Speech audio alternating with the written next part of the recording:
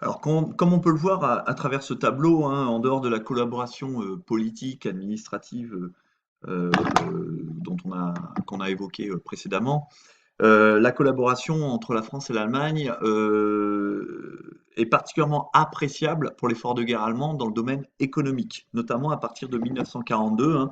Donc, puisque ce document vous montre que dans différents secteurs, eh bien, la plus grande, voire l'immense majorité de la production est destinée à l'Allemagne. Par exemple, l'automobile, à la veille du débarquement, pratiquement plus de 75% de la production automobile française est à destination de l'Allemagne.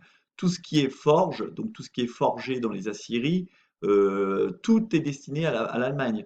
La majeure partie du caoutchouc, le BTP est destiné à l'Allemagne, notamment pour construire ce qu'on appelle le mur de l'Atlantique. Vous savez, je l'avais déjà évoqué, c'est toutes les fortifications pour tenter d'empêcher un débarquement. 100% des constructions aéronautiques, donc les avions, sont destinés à l'Allemagne dans le premier semestre 44.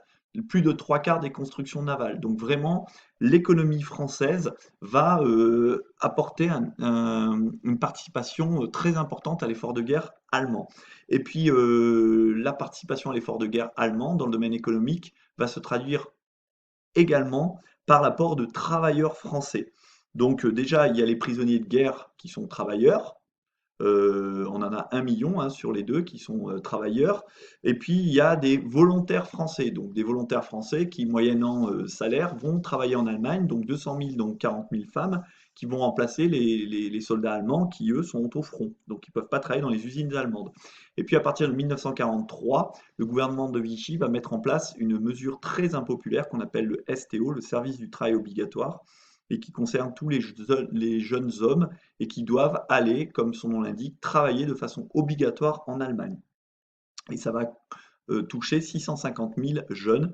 Donc vous voyez, ça représente plus d'1 million, presque 2 millions de Français qui travaillent pour l'Allemagne, plus tout le secteur économique qui est mobilisé pour produire en direction de l'Allemagne.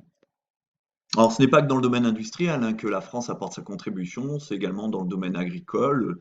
Donc, évidemment, outre le fait de nourrir les forces d'occupation, eh bien, il y a des productions agricoles françaises qui sont destinées à l'armée allemande et qui sont destinées, qui partent directement en Allemagne.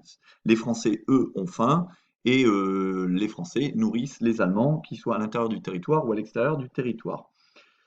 Alors, le régime va se durcir à partir du 11 novembre 1942, jour qui n'est pas totalement choisi au hasard, hein. Vous pensez, la date du 11 novembre, c'est quand même celle qui commémore l'armistice de 1918.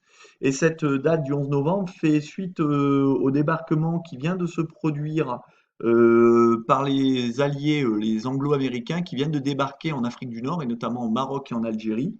C'est l'opération Torche, car les Anglo-Américains avaient besoin d'une base arrière en Méditerranée pour pouvoir eh bien, commencer leur débarquement et leur reconquête progressive des territoires européens.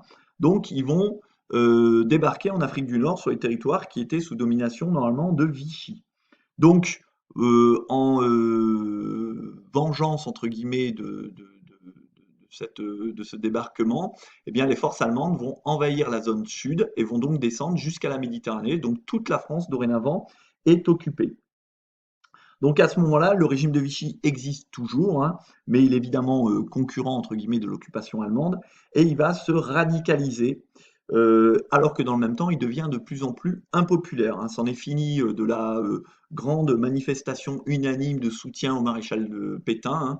Là, de plus en plus de Français se désolidarisent de ce régime, commencent par être gagnés par les idées de la résistance, et notamment celles qui viennent de Londres via le général de Gaulle, on en parlera un petit peu plus tard. Et ce régime devient d'autant plus impopulaire que va être créée une véritable police politique à la française, hein, qu'on va appeler la milice. Alors la milice, vous l'avez ici, hein. Donc ici, vous avez le symbole de la milice française. Et puis vous voyez ici une photo de miliciens prise à Rennes, en Bretagne. Donc vous voyez, hein, on retrouve un peu les stéréotypes hein, de la Gestapo, hein, uniforme noir. La différence, c'est que alors, outre le fait que les uniformes ne sont pas faits par Hugo Boss, c'est que les Français portent un béret, hein, le béret, vous savez, renvoyant la France, donc uniforme noir, béret noir, ce sont les miliciens. Et les miliciens, ce sont les ennemis intimes des Juifs, des résistants, des communistes qu'ils traquent pour les torturer, les livrer aux Allemands ou les éliminer.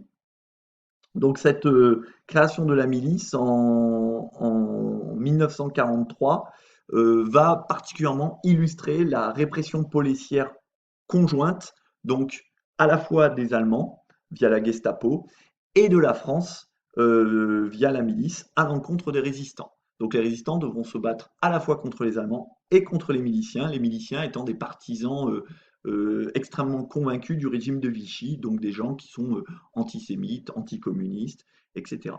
Donc ce régime qui fait le choix de la collaboration, ben, vous connaissez la fin de l'histoire, hein, ce régime va s'effondrer suite au débarquement du 6 juin 44, conjoint avec le débarquement du 15 août 1944 en Provence. Fin décembre, la France est libérée, grosso modo, hein. Et à ce moment-là, eh bien, vous pouvez vous demander, ben, qu'advient-il de Pétain? Eh bien, Pétain, en fait, les Allemands vont l'emmener de force avec eux en Allemagne. Ils vont l'emmener de force avec eux notamment, et le mettre en résidence surveillée dans un château, hein, où va se retrouver quasiment tout le gouvernement de Vichy. Ce château qui s'appelle le château de Sigmaringen.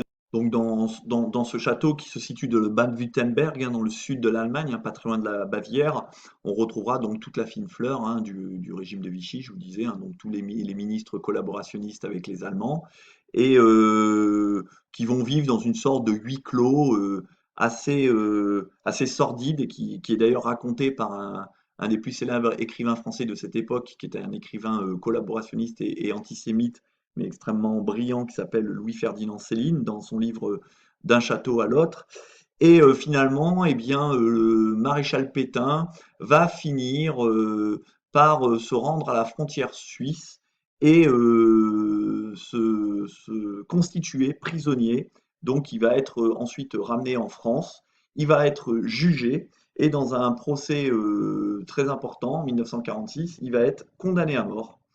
Et finalement, le général de Gaulle, par souci de préserver celui qui a été le vainqueur de Verdun et qui avait été finalement son ami, puisque le général de Gaulle, dans sa jeunesse, avait travaillé sous les ordres du maréchal Pétain, eh bien, le général de Gaulle va commuer la peine de mort en prison à vie.